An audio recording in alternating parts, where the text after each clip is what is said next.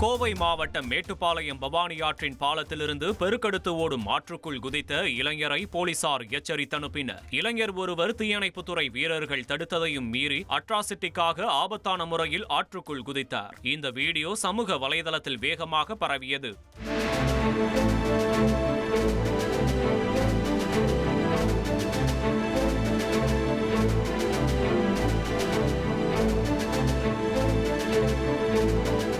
இதையடுத்து ஆற்றுக்குள் குதித்த ஓடந்துறை பகுதியைச் சேர்ந்த 19 வயதான ஆகாஷ் என்ற இளைஞரை போலீசார் காவல் நிலையம் அழைத்து எச்சரித்தனர். இனிமேல் இதுபோன்ற செயலில் ஈடுபட மாட்டேன் என இளைஞர் உறுதியளித்ததை அடுத்து போலீசார் அவரை அனுப்பி வைத்தனர்.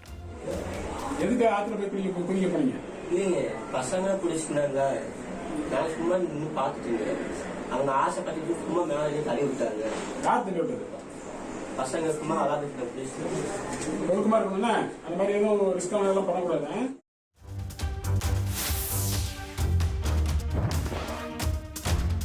சென்னை செம்மஞ்சேரி அரசு மேல்நிலைப் பள்ளியில் வெடிகுண்டு வைத்ததாக வதந்தி பரப்பப்பட்ட நிலையில் பரபரப்பு ஏற்பட்டது. செம்மஞ்சேரி சுனாமி குடியிருப்பில் அரசு மேல்நிலைப் பள்ளி செயல்பட்டு வருகிறது. இதில் சுமார் 900க்கும் மேற்பட்ட மாணவர்கள் படித்து வருகின்றனர். இந்நிலையில் பள்ளியில் வெடிகுண்டு வைத்ததாக யாரோ பேசியதை கேட்டு பெற்றோர்கள் பள்ளிக்கு சென்ற நிலையில் தங்கள் குழந்தைகளை அழைத்து செல்ல முயற்சித்துள்ளனர். இதையடுத்து வெடிகுண்டு நிபுணர்களை வரவழைத்து பள்ளியில் சோதனை மேற்கொண்டதில் வதந்தி என தெரியவந்துள்ளது.